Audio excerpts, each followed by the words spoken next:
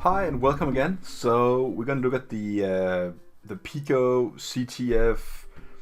I picked the one called 2021. You know, I know there are different ones to choose from, but you know, I just figured 2021. Why not? You know, it's just it's just one of those days, right?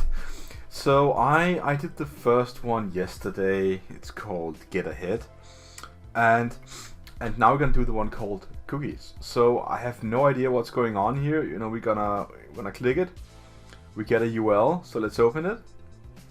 Let me just close the insanely colored one from yesterday.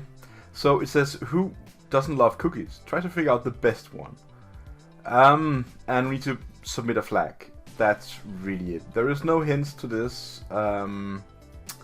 So great. Let's just get right into it and just have a look at this. So we see a standard web page here, and we can, you know, type something like test, I guess, and it says that doesn't appear to be a valid cookie. Welcome to my cookie search page. See how much I like different kind of cookies. So I don't know. Chocolate.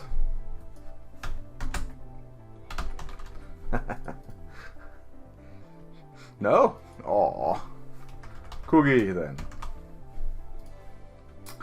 Alright, so I'm not really sure how to use this search, so let's just go ahead and take a look at the source code. Immediately I see stuff like we just have to quickly scroll through it all. Well, we have a JavaScript down below. Doesn't matter much. We have a form here with the input field and submit button. Nothing crazy about that. We have a hint here called category success, green, info, blue. Don't know if that is something, a hint or something, or is this something like if I write green, red is danger, and we don't really know. So we can also just try, you know, what we see, just type it. It probably won't do anything, so I think it's time to boot up the inspector and take a look at the memory, the storage tab. And what we do see here is something with a value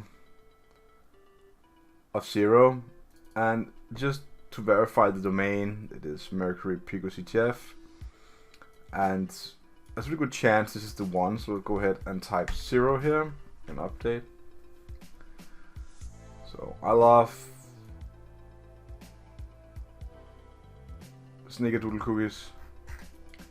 So that is by altering the cookie from a value of 0 to -1 to 0. What is we going to post here?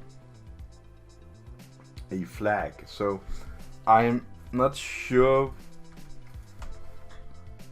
A lot of chocolate chips. So let's just try a few values pretty fast. You know, that doesn't hurt. And I have an idea that this is gonna be a long one, so let's just try to jump up to 10. What about 100? That is too much. We're gonna try like 50. Also too much. 25. So that does exist. What about 30? No. Okay, so let's try 29. 28. So it does seem like we have a lot of cookies. 27. You know, one of these is probably going to be the cookie,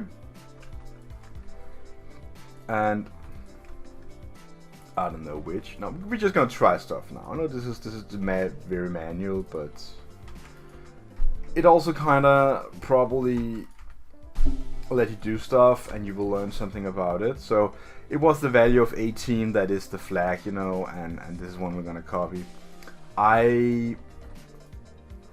There are ways to do this more quick. You know the format is PicoCTF. You could create a small script that just run through all of this and then look for unexpected stuff, but if you know what to look for, it's very difficult to create a script, and it could probably take you longer to create the script just, you know, doing what I just did. What I really just wanted to find out pretty fast was what is the maximum value. You know, it could be there was something like 51. I don't know, but it just didn't accept it in a certain way, just reset itself. So I figured, yeah, you know, it's gonna be this. So PicoCTF, the room called Cookies, value 18, that is the flag. So the thing you need to learn here, even though that you granted the user this cookie, you have access to a certain value. So if you save values in cookies in some way that I can interact with on the browser, if you don't protect the other values that doesn't belong to you. So let's assume that my value is 1. When I log in, I get the value of 1. And then I get this message, I love chocolate chip cookies, and that is my value. Now, I know it seems a bit abstract, but if you're a developer, you know what I'm talking about right now, okay? So this is for developers. So you're not protecting other values, you know. I can go in and pick number 2. The thing here going on is either you have some sort of database you communicate with, and you select the data through SQL and, you know, output it on the webpage, but you do not verify if I'm the right owner, or should I have access to it. No, there's a certain amount of confidentiality that is not met here, right? And you can also say that the integrity of this cookie is broken because I can alter it, and thus doing that I can get access to other parts of data on the backend, where it is what you probably would call broken, you know, I don't know what you call it in the OS way. What would that be? It will not be access, but well, yeah, it will probably broken access because you'll get access to something different. But it is actually broken confidentiality. That is the more, you know, broad term for it. So many different ways of saying it. You know, I don't want to say much more in this room. It was quite fun. I loved it, and hope you like it too.